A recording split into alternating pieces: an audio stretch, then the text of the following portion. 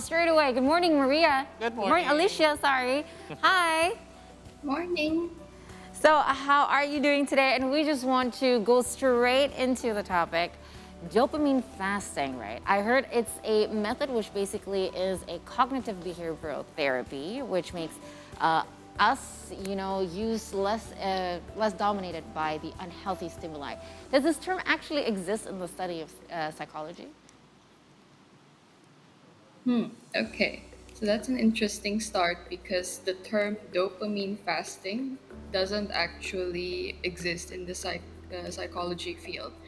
In fact, there seems to be a common misunderstanding that to do a dopamine fast is to deprive ourselves of stimulation so we can factory reset our brain's reward system.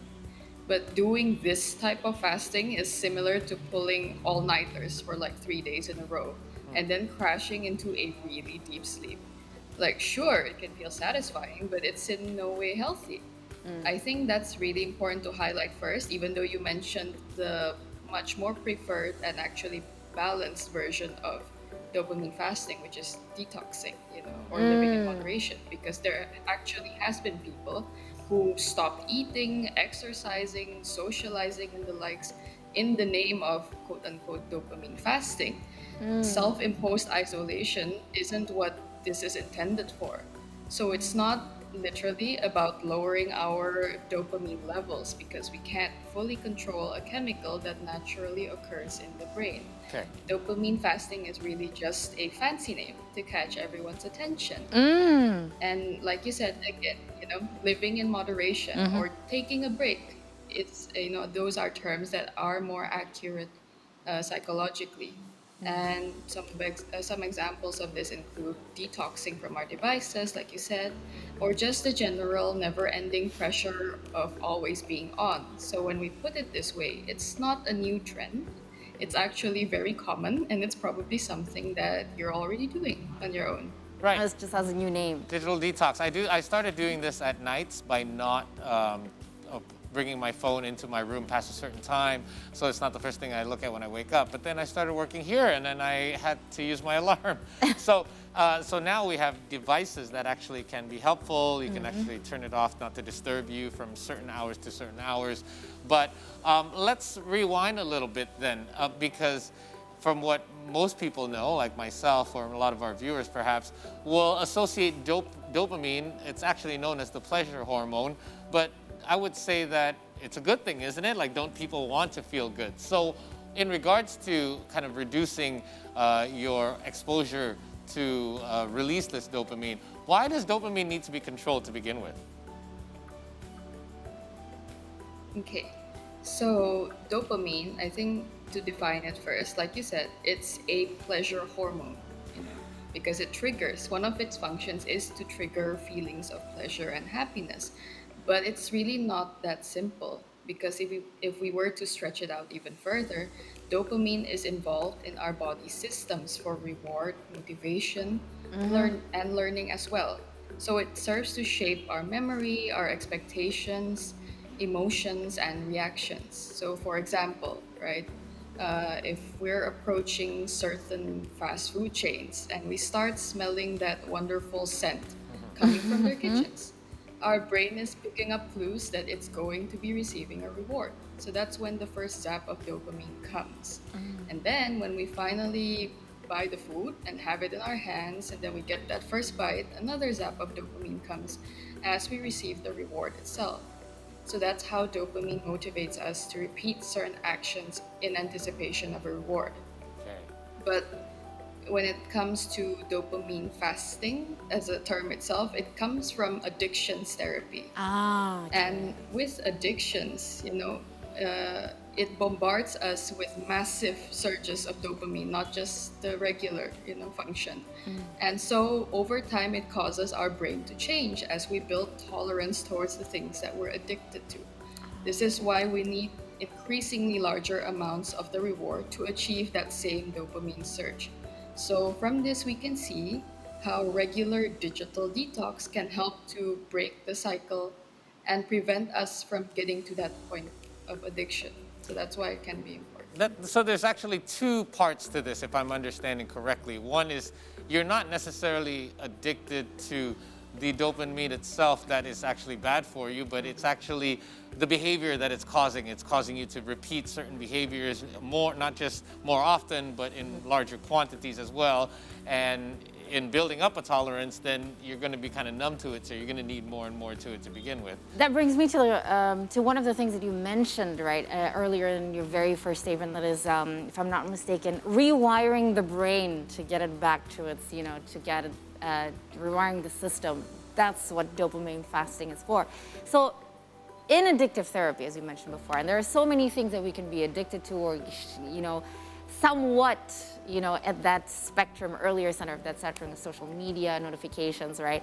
Likes, and gaming. So in order for us to be able to rewire our brain, how much detox would you recommend regularly in order for us to be able to reset our brains? Because we know that during a day, at least from Monday to Fridays, we'll be bombarded with these notifications for work, and then we still get the anxieties from our personal social media, and it certainly is very overwhelming. So what do you recommend? How much time a week do we need a detox, or what is the signal that, okay, I need a detox? Okay, so generally, while not all forms of screen time negatively affect Yes. us, unplugging once in a while does help, in terms of its benefits. It allows people to become more mindful and less sedentary. It gives us time to nurture intimate relationships with those around us, explore other aspects of ourselves, and promote more helpful habits. But in terms of how often we should do it, there's actually no clear guidelines on how much of a break is needed, because there's just so many factors that come into play. And like you said, we need to be realistic in adjusting it to our schedules and our lives. But research has shown that even cutting down our use of technology by 30 minutes per day can already help to improve our well-being. So as long as we're able to maintain the consistency of these digital detox sessions, it's going to benefit us.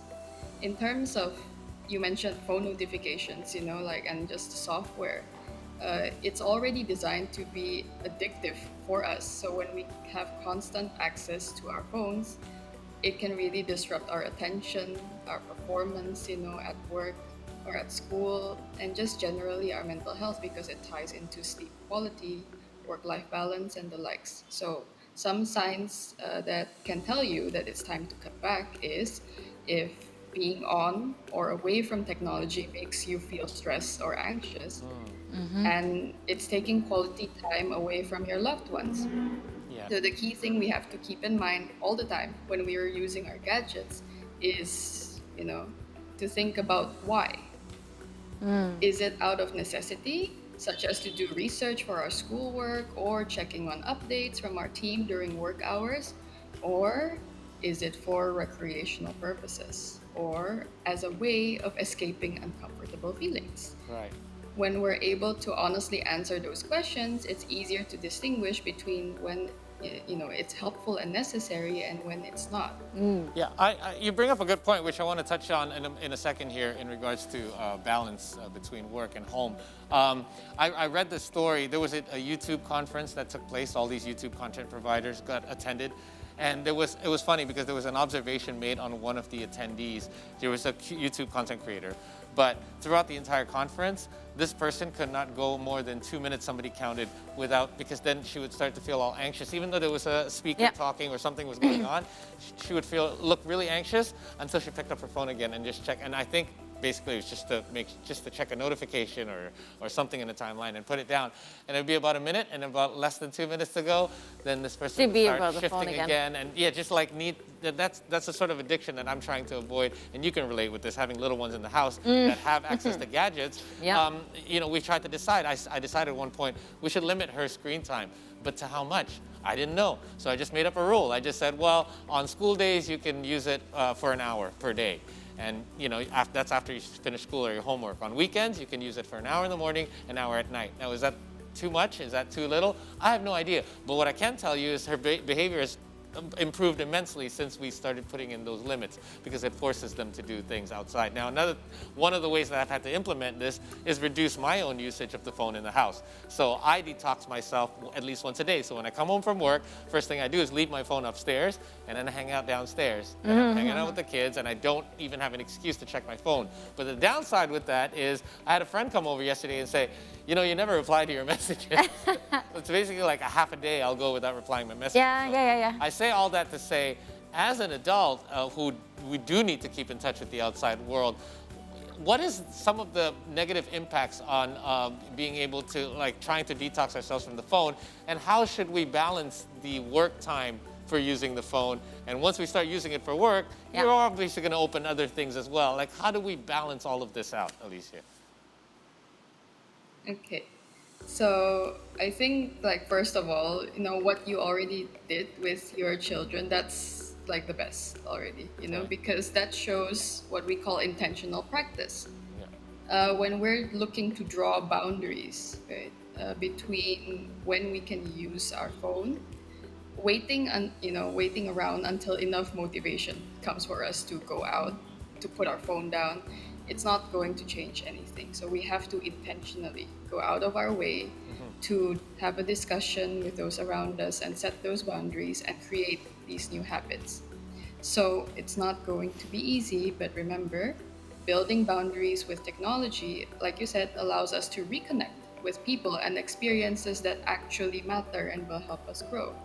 So when we're able to keep our values in mind, it can help us in doing things that will be more helpful for us.